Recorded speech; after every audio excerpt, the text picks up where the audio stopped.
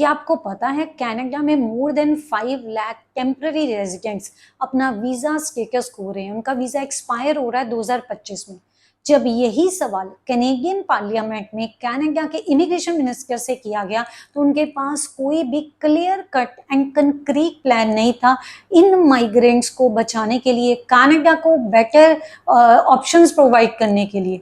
No doubt यहाँ पर दो एमपीज ने क्वेश्चन किया, एक तो कैलगरी से थे और दूसरे हैं ऑक्सफोर्ड से। तो इनके क्वेश्चंस को हम सुनेंगे, क्या जवाब देते हैं इमिग्रेशन मिनिस्टर, उनको भी ध्यान से सुनेंगे।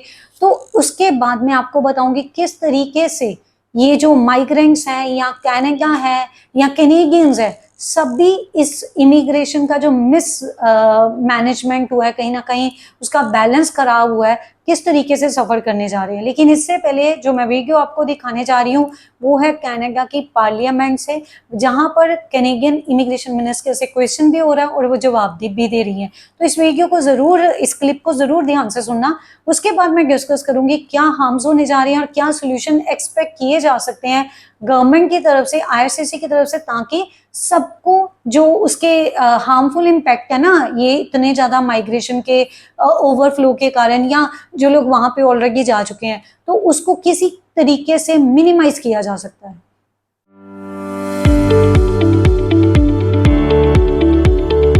Liberals promised to cap foreign study permits, which also allow people to work in Canada. But new data shows that the Liberals blew their cap out of the water by handing out a whopping 500,000 foreign study permits last year, roughly the same population as all of Halifax.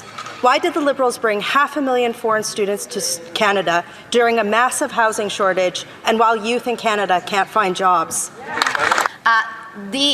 Those figures are inaccurate. It's misinformation. This new government is hard at work to improve our immigration system, and the introduction of Bill C-2 Tuesday was an example of that. We are taking significant steps to preserve the integrity of our system while also upholding our humanitarian commitments, because we understand a well-managed immigration system is essential to a safer, stronger Canada. So I got those numbers from the minister's website. I went on the website and I read them. So in the middle of a housing crisis, she brought 500,000 people to Canada.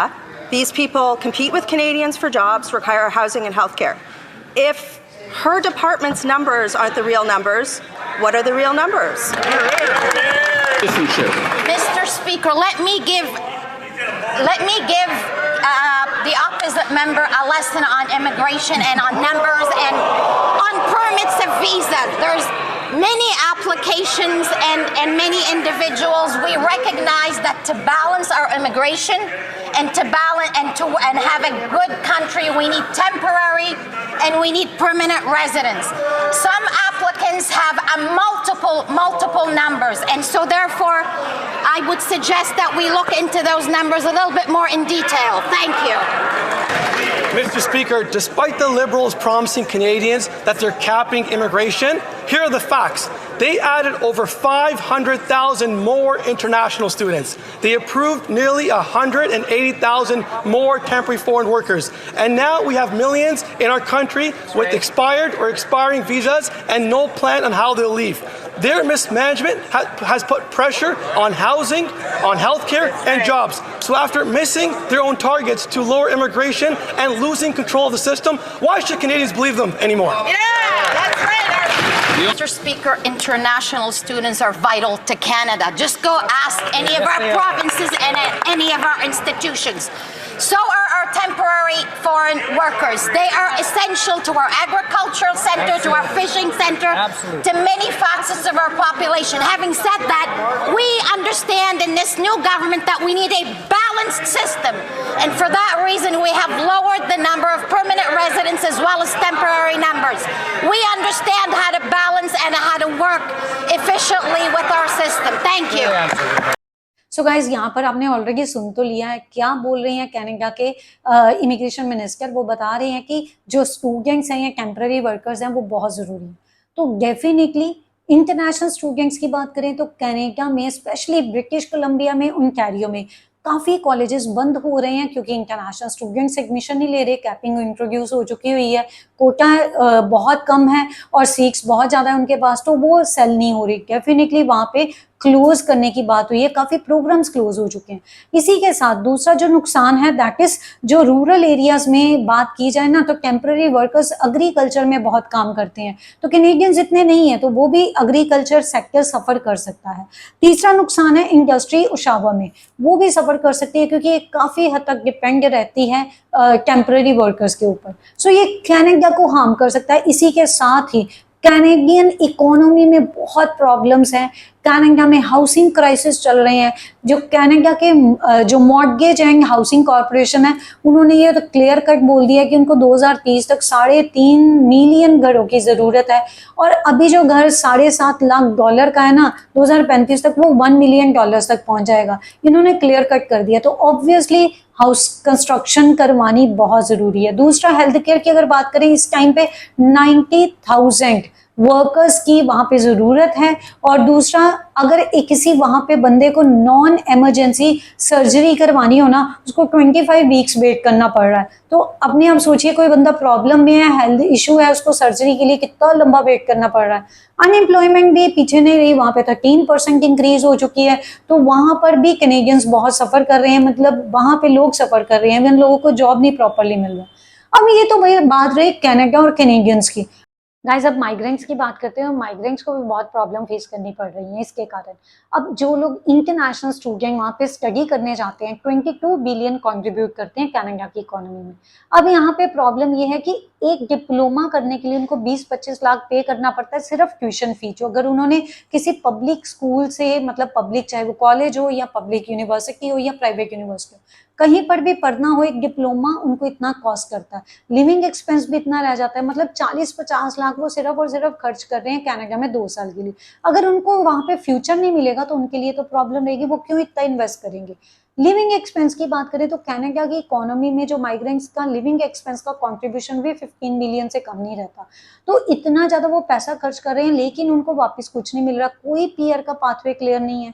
इतने लोग जो जिनका visa expire हो रहा है, तो आगे उनके वीज़ा के बाद अगर उनका स्टेटस इलीगल हो जाता है या इनवैलिड हो जाता है तो उनको प्रॉब्लम फेस होएगी। डेपोटेशन का डर खा रहा है उनको, कहीं ना कहीं जॉब क्राइसिस के कारण, जो इतना अनएम्प्लॉयमेंट बढ़ गया है वहाँ पे, उसके कारण उनको डिससेटिस्फेक्शन हो रही है कि उनके लिए पता नहीं जॉब होएगी कि नहीं। एक तरफ कैनेडियंस इस ओवरफ्लो के लिए डिससेटिस्फाइड हैं, दूसरे माइग्रेंट्स जो इतना पैसा लगा के गए हैं उनके लिए कोई क्लैरिटी नहीं है, तो उनको कहीं ना कहीं प्रॉब्लम्स फेस करनी पड़ सकती हैं। सो गाइस, इस टाइम पे क्या किया जा सकता है गवर्नमेंट के द्वारा? जो पॉलिसी प्रेजेंटली चल रही है उसको रिवाइज किया जा सकता है, नए पीआर पाथवे स्टार्ट किए जा सकते हैं, और बेटर डिस्ट्रीब्यूशन ऑफ वर्कर्स और इंटरनेशनल स्टूडेंट जो स्टडी करने जा रहे हैं उनके लिए किया जाए।